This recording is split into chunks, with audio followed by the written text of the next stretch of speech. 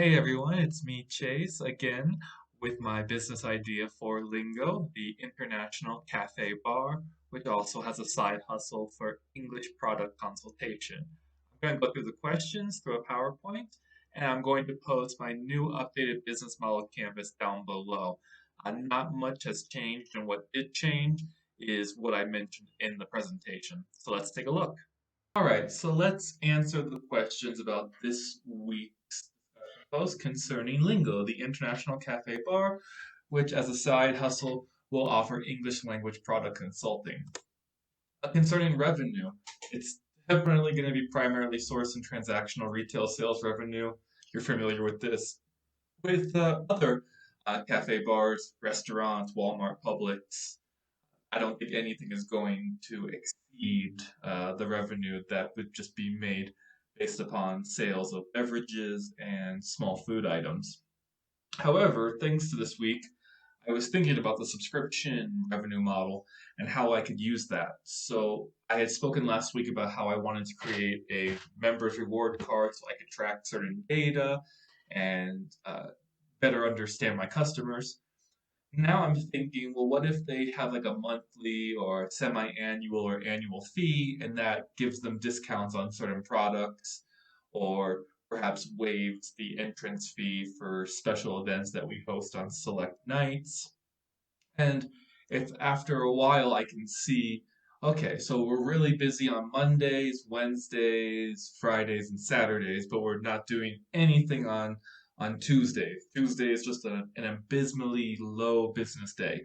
Then maybe the subscription model would allow us to offer a bigger discount on products on Tuesdays just to get the foot traffic.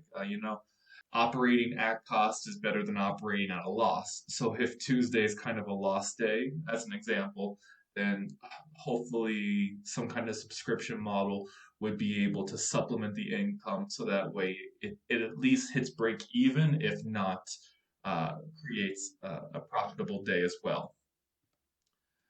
Talking about the packaging products and services, that also kind of ties in to something that I was just now thinking about this week, where I'm going to have X amount of coffee products and X amount of alcoholic products and X amount of soda products and food and et cetera, et cetera.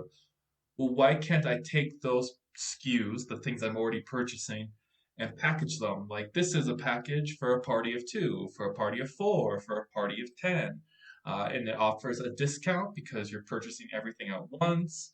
Obviously, that means it's a higher price, a higher cost, but it's still a discount than as opposed to purchasing all of those things individually for your group.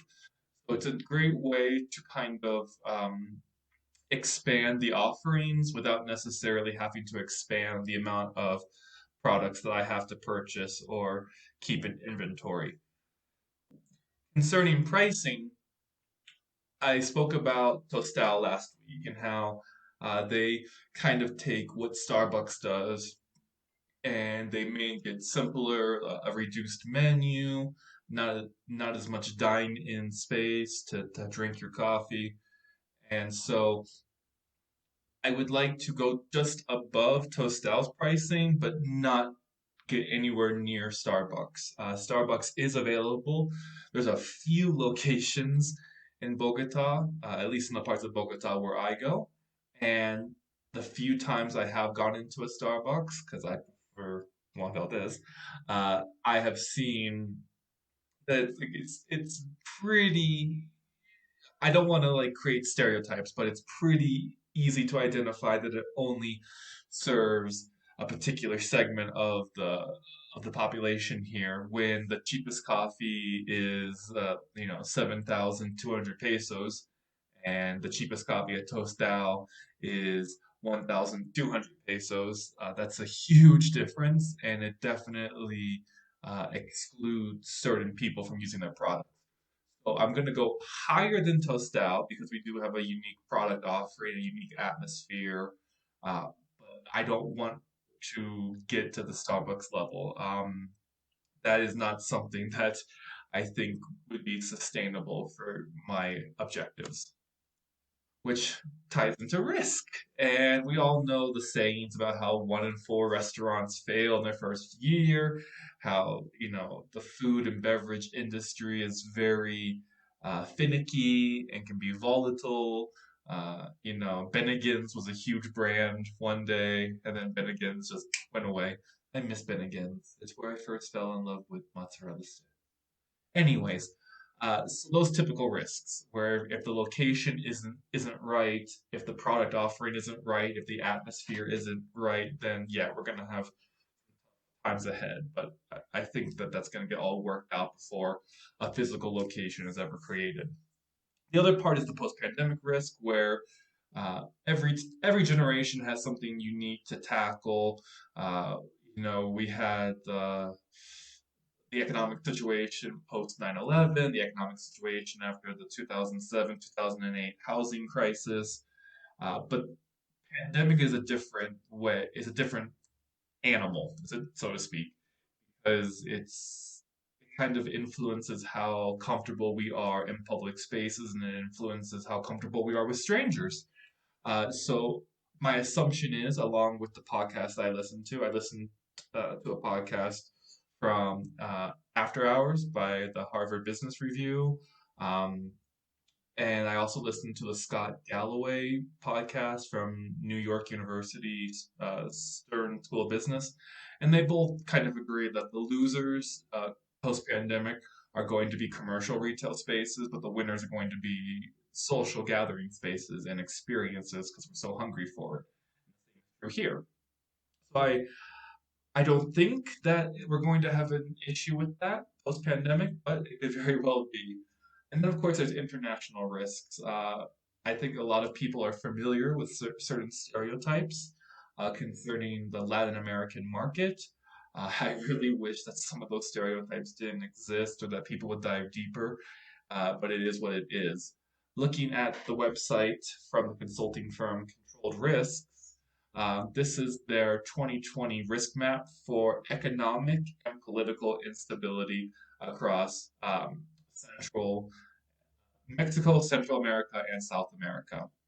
As you can see here, Colombia is considered a low risk, with some pockets that are a little bit higher. That's typically on its non-Amazonian borders. Most people are aware of the humanitarian crisis that's taking place in Venezuela. That's obviously creating a little bit of instability. My heart goes out for everybody affected by that. So I think if you talk to older people, and I have talked to some older people, not necessarily for this project, but just because I live here, and they have said to me that the difference pre-President Santos, who is the president of Colombia responsible for signing the peace agreement between the government and the internal armed people. I don't feel comfortable like giving my perspective on that. But since that point in time, that the internal armed conflict had a ceasefire, largely had a ceasefire. There has been year over year growth in the GDP, and people in general feel safer regarding just traveling across the country and being out in public spaces a little bit more. It was never really an issue in Bogota.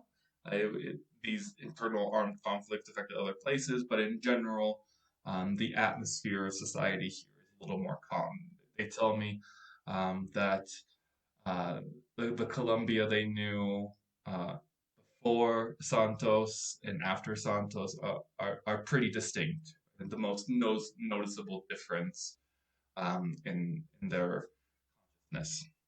So that's my hope, is that I can also benefit, capitalize upon, and bring more prosperity to the region. What are my competitors doing right now? Well, they're not doing a whole lot. They're trying to survive, unfortunately. Walking through the streets, you'll see a lot of places have closed. My favorite little mom and pop store next to the office, the school that I worked at, closed, and I don't. It doesn't look like it's opening again. Breaks my heart. Uh, Restaurants that have been able to do delivery have been able to kind of curve their losses. I don't know if they're profitable, but they're doing something. However, delivery for bars and cafes has not been the case. People are just making their coffee at home if they work from home, and they're buying their beer and whatnot from a grocery store.